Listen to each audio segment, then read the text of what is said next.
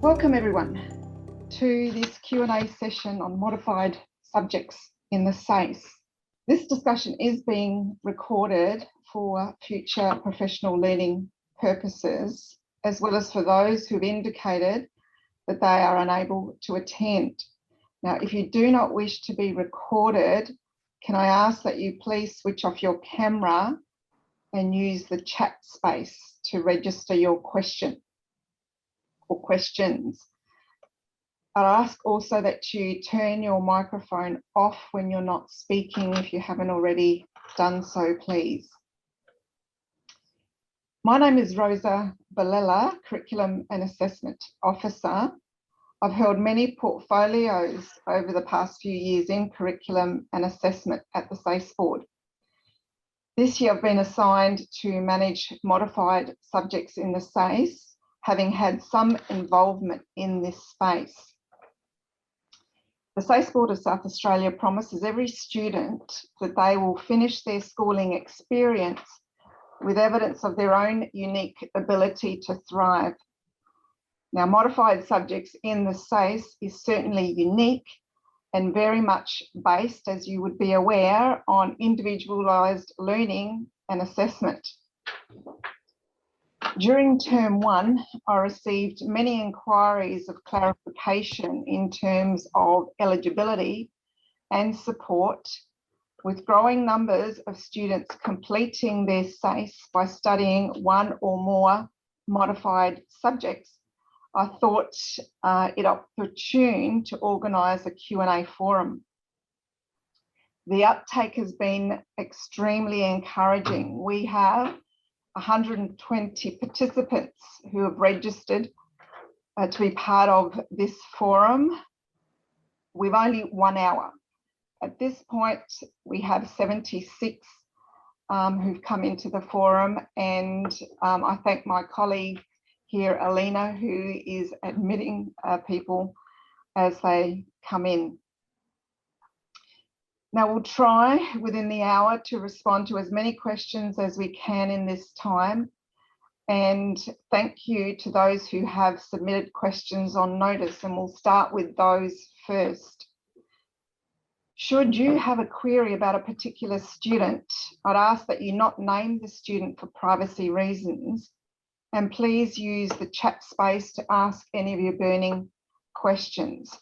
And my colleague Alina and I will monitor those, or monitor the chat space. I'd like to now introduce our panel of experts and thank them in advance for their time this afternoon. I'd like to introduce Sharon Morrison. Sharon, can you say hello? Hi everyone, I see a lot of familiar names and nice to catch up again. So as Sharon said, some of you would know Sharon from her work at the SACE board in this area of modified subjects for 6 years, with team lead for stage 1 and stage 2 modified subjects review for the past 3 years. In 2018, Sharon was a team member of modified subjects policy review and supported its implementation in 2019. She created the modified subjects in the SACE support Plato course to assist teachers and leaders with the key changes around eligibility. This resource also provides support in the teaching and management of modified subjects. In 2020, Sharon updated and refreshed the modified subjects outline, with the major brief focusing on incorporating the 7 Australian capabilities. From this, we now have 2 new subjects: Design, Technology and Engineering modified, Physical Education modified. And these 2 new subjects now provide more learning opportunities for students. I'd now like to introduce Nikki Baratozzi. Nikki, can you say hello? You're on mute, Nikki. Hello all. Okay, Nikki Baratozzi began a teaching career rather as a high school geography teacher, but she quickly developed an interest and passion for ensuring that all students were supported to reach for and achieve their best.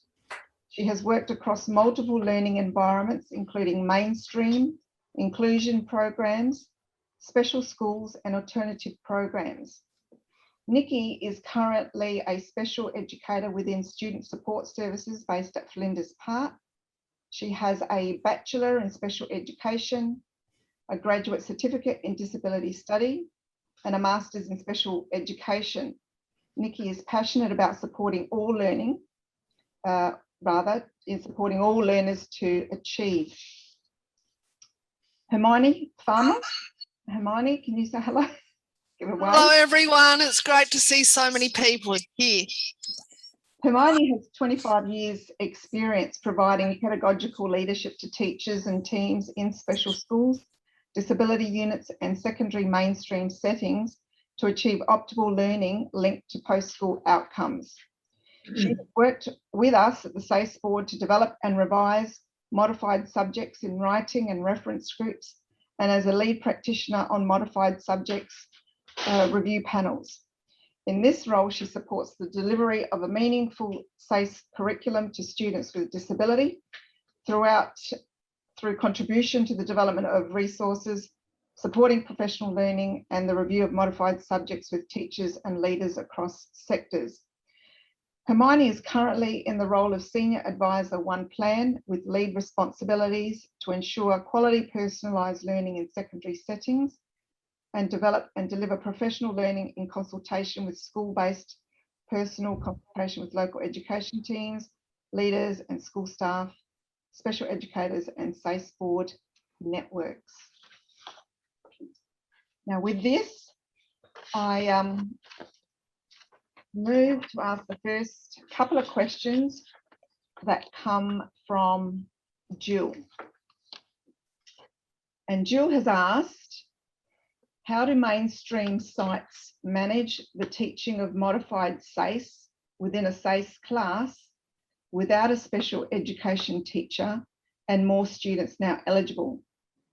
She's also asked what D&T is available for teachers new to modified SACE, and is it possible to have exemplars of suitable evidence to go along with LAPS? What I'd like to ask is, Sharon, would you please?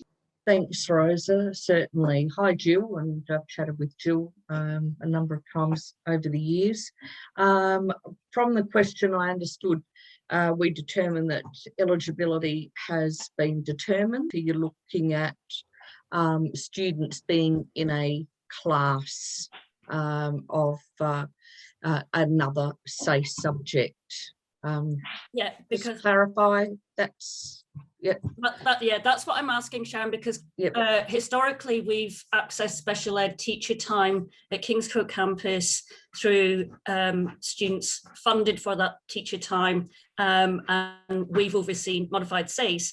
Now we've got increasing numbers of students who fall into the substantial adjustment category who would be eligible, but we're not necessarily going to keep our current level of special ed teacher time. So it's really a question around how are sites managing that within a SACE setting. Well, I'll give some of my experience having fielded many of those queries over the years, but also defer as the on the ground expertise teachers in Nikki and Hermione. It's a complex question because it really depends on the ability level of the student and then hence the support required. So if there is minimal say SSO support, then I'm thinking the student is what we would call perhaps at higher functioning, more at the able to work perhaps more independently. And then at the other end of the spectrum, you could have a very low functioning student requiring high end support, and there would generally be a support staff in a class, Yeah. or there might be a unique class. But so what your scenario is, as a lot of schools, is what we've often termed the student is nested within a mainstream subject, so to speak, with that modified subject. So I've had examples where a student, it might be a food and hospitality class that, say, a year 11 a student is sitting in, eligible to access modified subjects, and they are going to work on a health modified, now called with the updated health and wellbeing modified, and around the appropriate key areas that align with that. So yes, it can be extra work for teachers initially, but many have managed that extremely well, and there may be others online who might be able to share one of their examples. So it could be that in the kitchen, the food and hospitality students are working towards particular tasks, but the student doing health and wellbeing modified, maybe doing a blend, making scones, for example, or looking at recipes in terms of the numeracy component, or shopping dockets, for example. So it can work very well. But certainly it does take experience for teachers, to feel comfortable, I suppose, in doing that. Yeah. And it's largely schools like yours, Jill, where particularly country schools, there might be one or two students only that are eligible, compared to a large metro site, or a school with a special unit, for example. Yeah. Millicent comes to mind, or New Realtor. Yeah. I don't know whether that's sufficient, or Nikki or Hermione might like to add on further as practitioners who have certainly actioned that. Mine's more from the SACE general perspective. Yeah. Sharon, I was just going to say, I think what you've alluded to is right. What's the functional needs and that support needs, but also what's the key learnings that you want that student to undertake from being within that classroom, which will look, I would imagine, significantly different to the performance standards that the rest of the group will be working towards. So I'm just thinking, keeping it that central focused, remembering that content can have lots of different focus. So the same content, kids are taking different bits and pieces out of that. So having the teacher with their colleagues having a really clear idea of what is it that they want the students to gain from that, and what is their, what do they see as a achievable but still a stretch, but within reason for that student. Does that, I don't know. Yeah. And I think, because I know lots of other people have questions, and we're conscious of time. I suppose my perspective, my question comes from, we've been very specialised in terms of the learning assessment plans we've been able to use for students with very, very complex needs who haven't been accessing really mainstream classes. But I think what I'm taking from this is that if we have students in classes doing a modified program, teachers maybe have the flexibility to adapt their learning assessment plan for their other students to suit the needs of those children who wouldn't necessarily access funding for a special ed teacher, but that would make it manageable for teacher and student. And if there's a bit of SSO support there, then that's how we can support the teacher and support the student. Would that be correct, Nikki? Well, can I just add, Jill, I'm just a little unsure there. The learning, as Nikki said, can be like the one lot of content talking about, for example, safety. in the kitchen. Yes. All students could do that. But if there was an assessment around that, then the food and hospitality students are working to a learning and assessment program, a LAP, associated with that, and students will be assessed against the performance standards. The student who is doing the health and wellbeing modified, they need a LAP, and it may be a LAP just for the one student. And that student, rather than the performance standards of food and hospitality, that's not appropriate for the student on the health and wellbeing LAP, where the teacher would develop personal learning goals, perhaps along with the group of teachers that are all working with the students. So it's very much a holistic view, and their identified capabilities, because it's not appropriate that the students eligible for modified subjects are assessed against performance standards. It's, as you know, a completed assessment decision against their personal learning goals. Just to clarify the assessment, because whilst I say that we have, and Nikki and Hermione will attest to this, occasionally where schools have been new and teachers not have done it, we have seen rubrics and students assessed with grades, and have had to sort of follow up and say, really, that's not appropriate for students studying modified subjects. They may be doing a hybrid, and then their certificate will show perhaps both grading and completed or even competencies of VET. No, that's good. Thank you. So I just wanted to say that crucial to the modified subjects is knowing your student well in order to develop negotiated goals. And that might be identifying with key people around the student, their parents, their family, the student themselves, what's important to learn. And this isn't necessarily dependent on any specialised knowledge that you might have around special education as a teacher.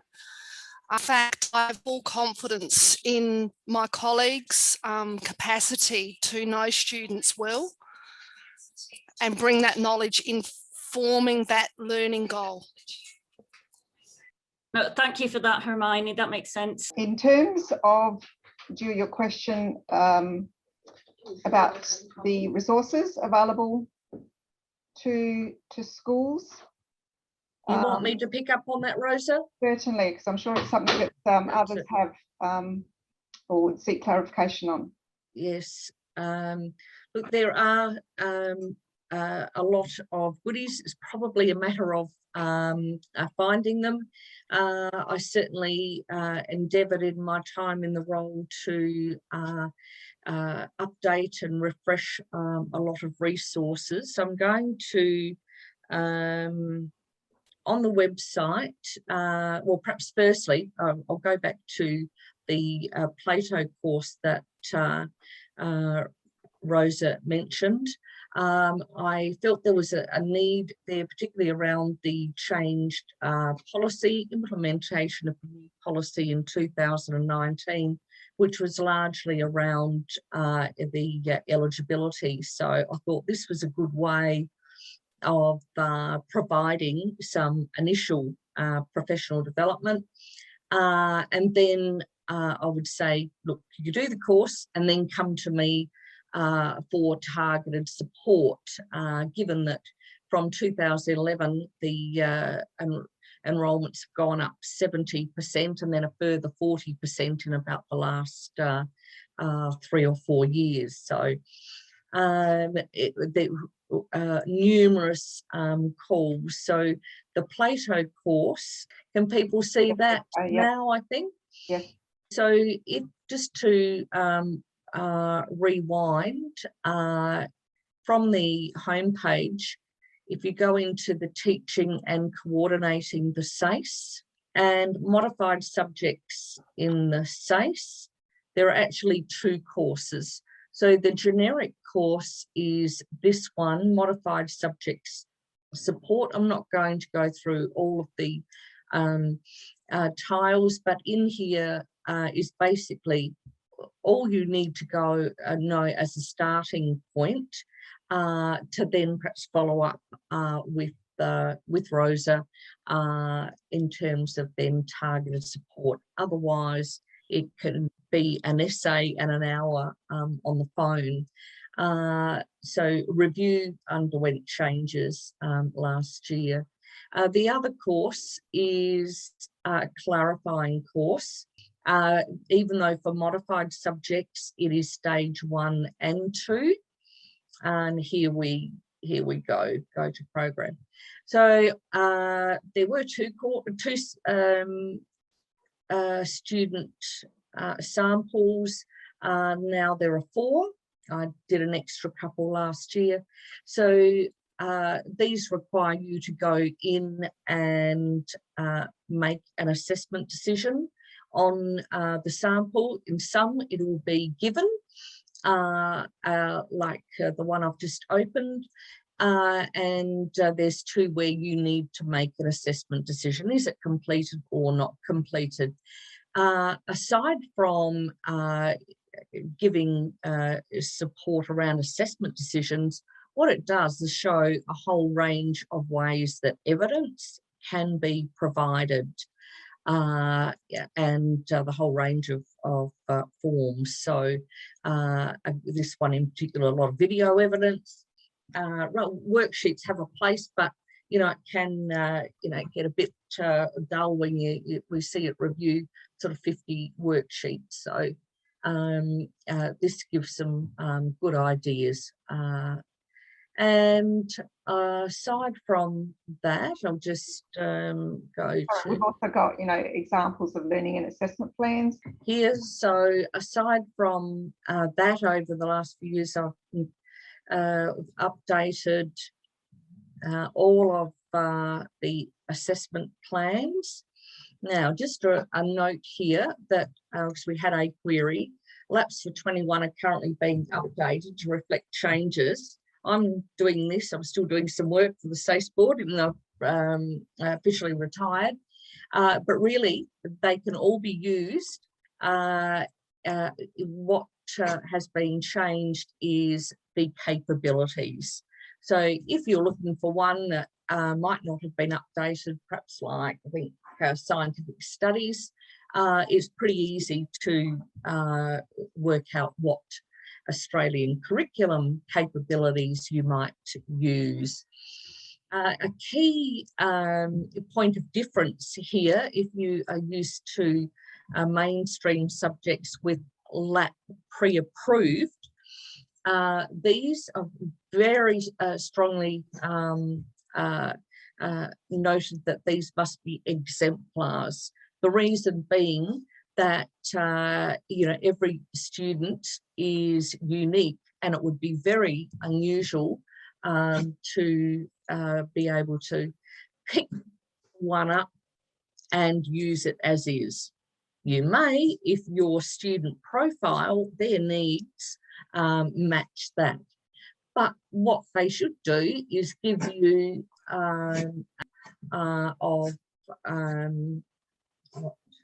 so can you see this one, design, technology, engineering. Okay, so it's largely the capabilities that have been updated, but again, ideas, also ideas for the development. Now, the other point is that any of these, I've opened stage 1, any of these, however, can be a stage 2 lap. Why isn't that clicking on there for me?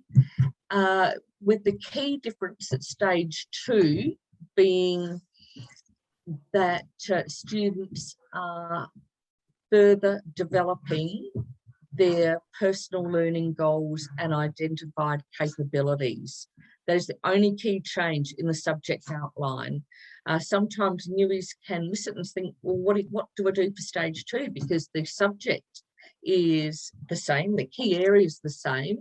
And Hermione, in supporting me and Nikki, put it really well earlier on, and said for stage 2, that further development, really it's building on established learning.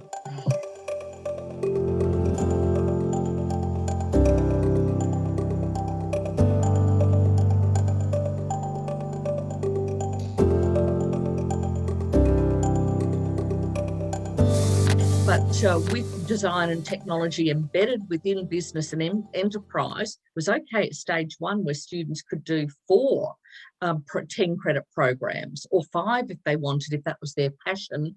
But as Nikki said, it became a sticking point, and hence cross-disciplinary, again, could only be used once, and that was where all the extras sort of had to go. So building up more flexibility for a standalone, because there was a disparity too in the number of key areas there against some other subjects. So really hoping that will give students a lot more opportunity at stage 2, and hope that's a good take up this year. It'll be interesting to see.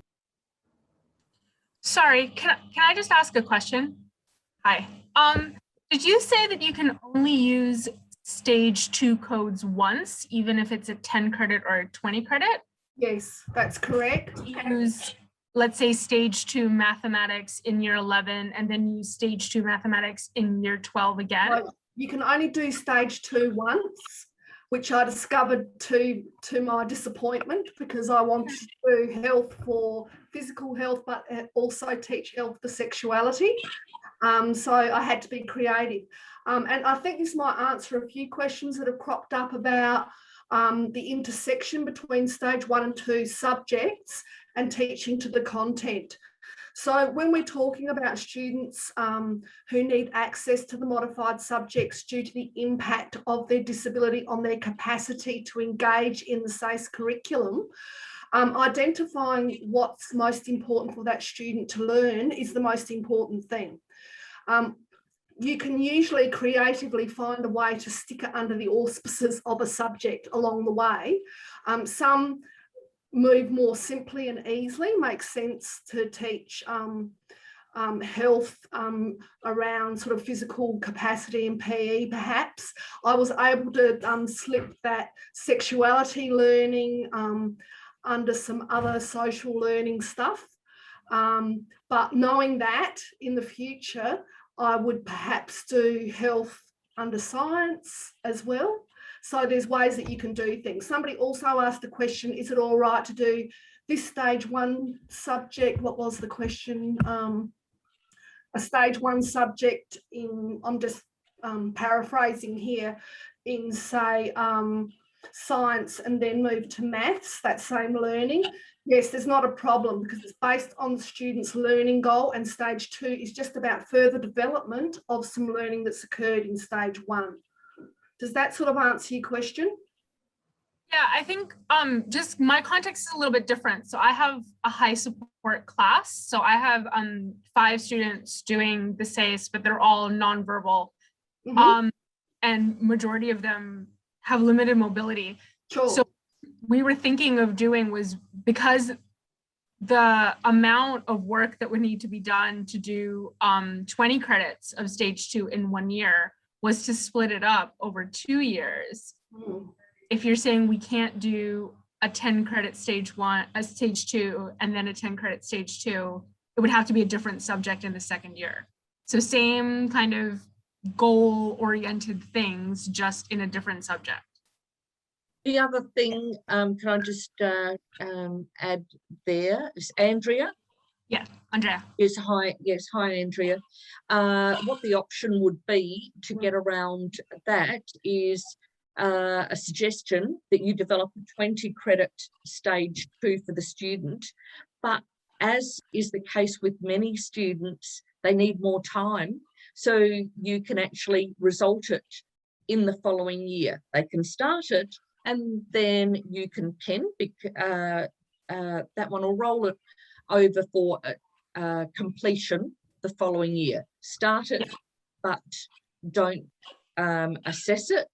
So you roll over to June of next year rather than December of this year. So talk to your SACE coordinator. We often have that where with a 10 credit, students can't finish it in semester 1. So often the peak for review was in second semester because students might have needed July or to finish off.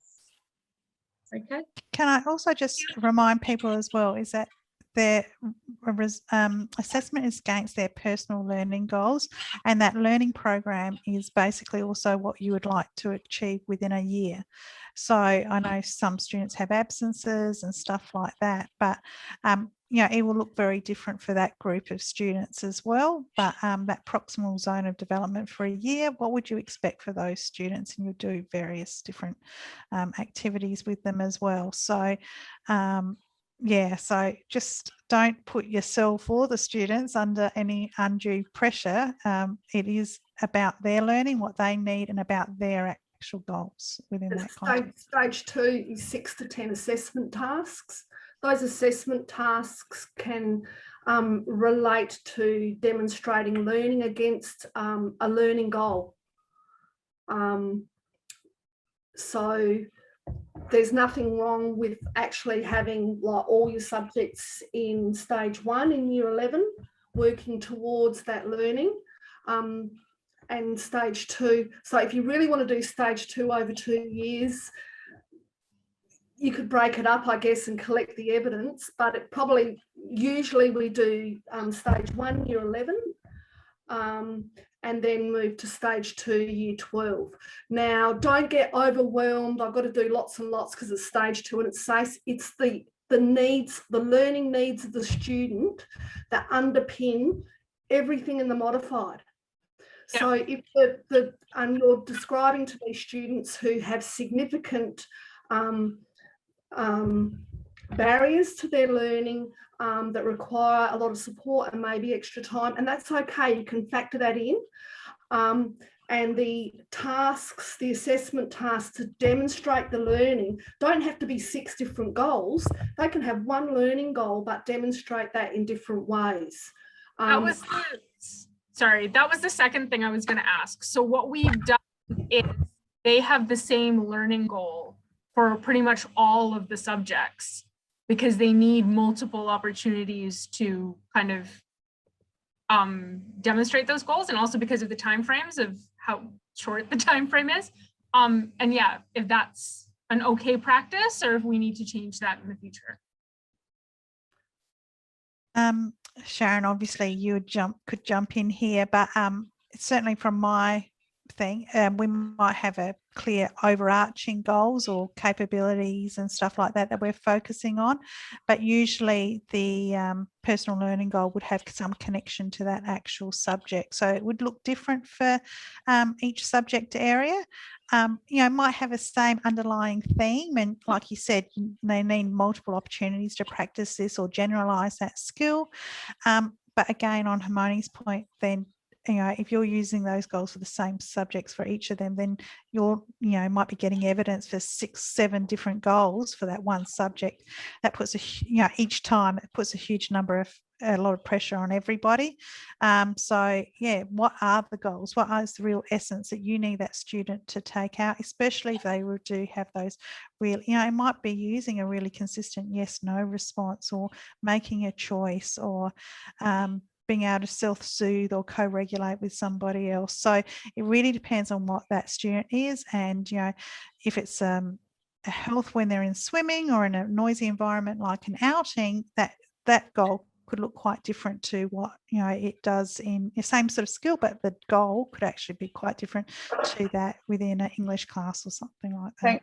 So you're only required to do 70 stage 2 credits. And you can do as many, you can repeat stage 1 as many times as you like, the same subject. You can do lots of the same subject many times in stage 1. That restriction only applies to stage 2. Okay, thanks guys. I'd like to move to another question. This one here is from Gavin, who has asked, how severe does a student's disability need to be to qualify for modified subjects? Surely a modified SACE certificate isn't seen as favourably by employers. Hermione, can I ask you to address that one?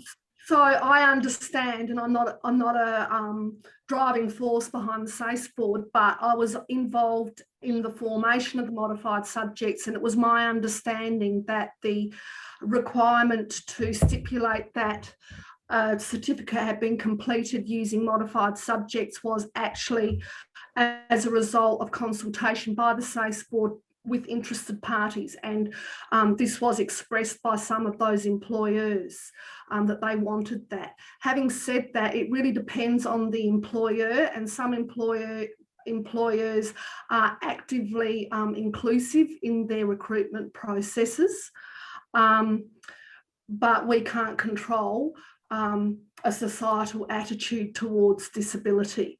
Having said that, I think probably what employers really do value are graduate qualities that we develop from students. So building their capacity through their learning and education should be our priority. Was there another part to that question about how disabled you have to be to access the modified? Yeah, the level So basically, just because you have a diagnosed disabilities doesn't actually mean that you automatically default to modified subjects. The decision to access modified subjects needs to be a consultation process and a decision-making process, because it does have implications for the student, as you've just outlined, in that it will show up on the certificate. It needs to be for students who are unable to access the learning that they need in order to achieve aspirational or to thrive, to put it into SACE terms,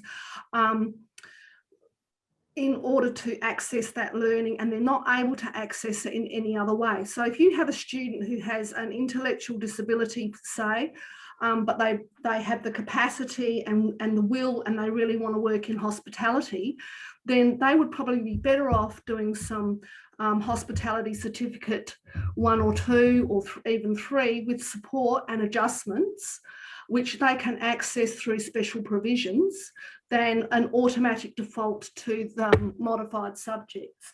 On the other hand, if you have a student whose learning priority, say, similar to what Andrea described, is being able to establish an effective communication system, then they would not be able to do that through Essential English or any other existing English courses. So they might need to access a modified English subject in order to be able to complete their SACE, not only complete their SACE, but also make sure that they access the learning that they really need in order to function the best they can. So clearly, a student who has an effective communication system and is able to communicate is going to be a lot more attractive to employers down the track. So I hope that did that cover? So to answer to how disabled does a student need to be, you can have really, really significant disabilities, but still be able to access with adjustments and access to special provisions. Exist other SACE courses and subjects, and it's more about what the learner really, really needs. So some students with very significant disabilities can successfully complete a SACE without access to any modified subjects, and some students with disabilities who may not on the outside look as significantly disabled must access modified subjects in order to be successful, not only in completing their SACE, but to pick up the skills that they need to be successful as young adults in the community. Having said that, Hermione, the policy mentions students with significant impairment in intellectual functioning and or adaptive behaviours. So the parameters, the parameters of students eligible has increased, has changed. Sharon, you may wish to mention about that change in policy through your work. Certainly, Rosa. So up until 2019, the policy stated that students required a significant basic intellectual disability to access modified subjects. And that decision was made not by the SACE board, but by the sectors.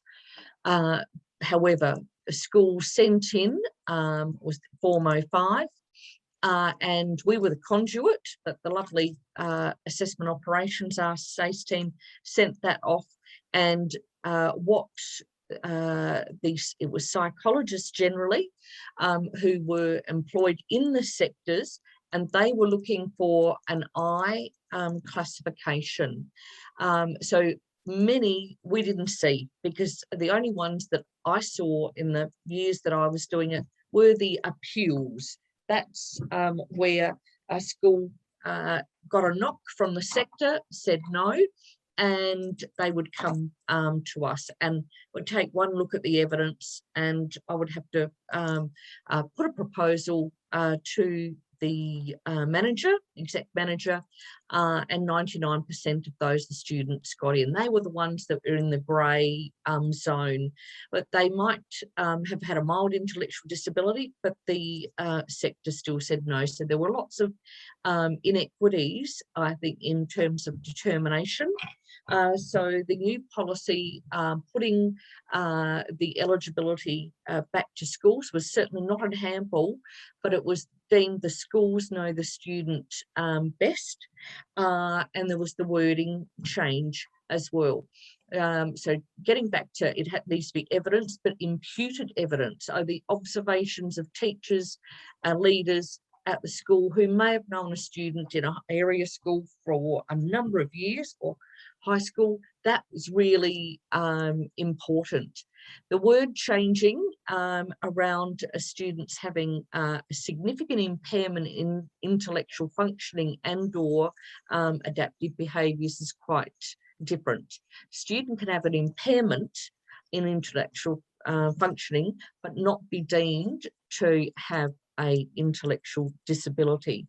The and or opens up those students that were in the grey zone, but there's certainly there was a bit of a concern that may have been floodgates opened in my experience the 2 years, and I'm sure with Rosa it's certainly not being open floodgates and a default. Schools are in the best position to know their students and determine their best pathway, whether that be modified subjects and or other subjects courses. Thank you, Sharon. I think, team, you've probably answered this question from Sonia, who asked, is there any guidance on the number of tasks that should be completed for a 20 credit modified subject? Has that been responded to? Is it the 6 to 10? Correct. Covered that one. Okay. The next question comes from Amy, who's asked about stage 1 and stage 2 modified subjects when they're due for review. Information has gone out to schools regarding which subjects are due mid-year review for those schools that are requested to provide a sample. Tuesday the 15th of June. More information will come out with regards to particulars of what's required. In the latest edition of the standard, the borderline not completed is no longer required. So we're looking at the assessment decision of completed or not completed. Just moving with a question in our chat from Matthew, who's asked, is there any restriction on what year level students can begin stage 1 modified subjects? Students doing non-modified SACE can begin stage 1 subjects in year 9 or year 10. Which of our panelists would like to respond to that query? Nikki. I can, yeah. And I guess I was just going to say, if your school context sort of thing. So generally my experience has been the schools I've been in, we have done them when students are generally in year 10, because that's when the PLP happens for a lot of schools. Remembering that it is that learning journey, so you don't want to be doing things too early when, you know, just like you wouldn't want and you know you're to do stage 2 subject in year 9 sort of thing. The students haven't developed that progress in their learning journey yet, so I'd be a bit cautious about doing that too early. But obviously if your school's got a policy whereby they're, for whatever reason, bringing some of those things in quite early, but certainly, you know, doing a PLP in year 10 I think would fit most sites, and then, you know, stage 1 in year 11 and stage 2 in year 12. Yeah. So the disability standards for education say on the same basis. So if at your school everyone starts doing their SACE in year 10 with the entry point PLP, which is a good planning device, good planning, a place to plan your trajectory through senior secondary schooling, it would make sense that that's when you would also start your modified subjects. Okay, we have a question in the chat. Is it okay if some students do complete the same lap? I would imagine it would relate to personal learning goals. So Sharon, oh, if you don't go ahead, Vicky. I was just going to say, so just like in other, you know, things, but yeah, you might have the one lap, but you will identify different personal learning goals for each student within that lap. You know, and just like any other lap, if there is a particular student who can't access one of those tasks for whatever reasons, then you can, you know, that you didn't know about before, you do an addendum or something like that. But yeah. We did have a question about the confidence of teachers in supporting students with intellectual disability to access subjects that will be reviewed. Hermione, would you be able to address that scenario? It's the compulsory suite of subjects in the SACE that we seek evidence of learning, and we do get a reasonable, I do get a reasonable number of clarification with regards to the research project modified and the evidence required there. So Hermione, would you be able to address? So this is this about those students who may in fact require access to special provisions in order to complete compulsories that are not modified? No, this is more about students that are working in a hybrid space. Yeah. And when required to submit evidence for modified subjects not as confident, or a student is doing a mainstream subject and need to go to moderation, and the quality of evidence may not. Yeah. So I guess there is like, particularly for those teachers who perhaps are working in special options and have small groups of students, knowing that if you're supporting students through access to special provisions to demonstrate learning against standards that are set for quality assurance purposes in courses that are subjects that aren't modified, you might be feeling really unconfident. And I think Nikki can talk a bit to this because she has supported a number of students with intellectual and other disabilities to access SACE subjects and pass them through adjustments, instructional adjustments and other adjustments under special provisions. It can be done, and if the student is able to be supported in those ways to get access the learning that they need that are not modified subjects, I do encourage you to do that and seek support through us as we build our capacity as an education community. The modified subjects are for students who are not able to succeed in their learning due to the impact of significant disability or the thing that Rosa read out before. So if you have a student that you're only putting in modified because you're scared that you're not going to be able to demonstrate their learning, when in fact probably they can, and maybe you're just doubting your own capacity as a teacher. But this is a learning space for us as educators, and I'm particularly keen to identify practices where teachers are willing to give that a go and support teachers to do that. There's something here. Did that sort of answer what you were saying, Rosa? I'm not sure. No, it does.